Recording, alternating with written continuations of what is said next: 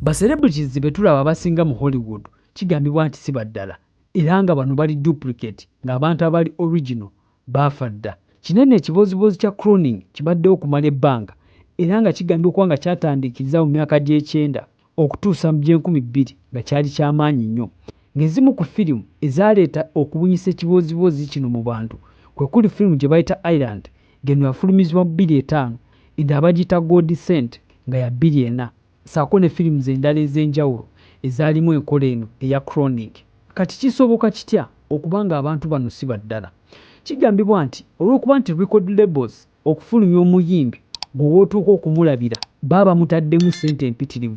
Kati singa aba akyatunda n'afuna obuzibu kaŋŋambe nga accident n'afa, kiba kitegeeza nti record label oba company eba egenda kufiirwa ssente empitirivu ze beemutaddemu ate nga tennaba kuziggyayo. Kati kye bakola nga beeyambisa tekinologi ow'enjawulo ssaako n'amaanyi ag'enjawulo bakolayo omuntu omulala ng'afaananira ddala ono yennyini abaddewo abantu gwe babadde bamanyi. Kati amawulire gano ag'okufa kw'omuntu ono original tebagafulumya era ng'abantu basigala balaga nti omuntu akyali omulamu naye nga omuntu omutuufu aba yafa dda.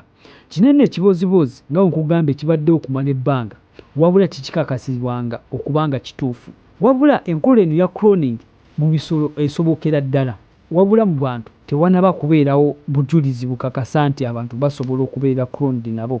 Ng'ensolo eyasooka okuloningibwa baagikloninga mu mwaka gwa 1996 era nga yeeno endiga gye bayitanga Dolly the sheep. Mu mwaka gwa 2018 Abachina baavayo ne bategeeza nti nabo baali basobodde okukloningayo enkima wabula obukakafu obuliwo tebumala kukakasa kino. Abamu ku celebrities abagambibwa okuba nga bali cloned kwe kuli Eminem era ng'ono bagamba nti oluvannyuma lw'ekiseera yakyusa endabika ye n'eddoboozi lye ne likyukamu era nga kigambibwa nti Eminem omutuufu yafa. Beyonce, Michael Jackson, Lady Gaga, Rihanna, Justin Bieber, Kanye West ne ba celebrities abalala bangi. Ng'endala ensonga lwaki baabakola eno process ey'okukloninga abantu bano kigambibwa nti baagala okubakozesa nga tebasobola kwesalirawo olw'ensonga nti record label eba ecloninze omuntu waayo nga yeemutegeerera ku kyateekeddwa okukola tekiba kyangu kya kukola ssente olw'ensonga nti aba atondeddwa ekyo kyokka ng'alina okuwulira bakama be kye bamugamba kyateekeddwa okukola ng'eno record label weeyongera okukola ssente. Newankubadde ekibozibozi kino weekiri era abantu abasinga bakikkiriza nga bakitwala okubeera ekituufu, tewali bukakafu bumala obwali buvuddeyo okukakasa ensonga eno.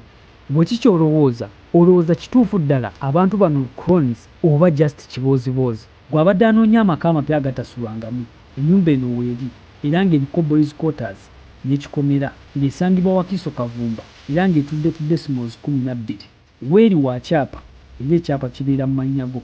Okumanya ebisingawo ku ennyumba gwagyetaaze sindikira message ku WhatsApp ku enamba ya Airtel oba onkubire direct kwezi ennamba zonna. Nga mmaliriza teweerabira okugobera ng'onyiga mu plus button ssaako n'okusubscribinga ku YouTube channel osobole ng'okufuna nga video zonna ze naaba ntaddeyo. Osobola n'okutwegattako ku WhatsApp group ku bwereere era nga link ya WhatsApp eri ku YouTube ng'ojja kugenda ku YouTube oteekemu Hassans osubscribinge ku channel era link ya WhatsApp group ojja giraba ogikoonemu osobole okwegatta mu group.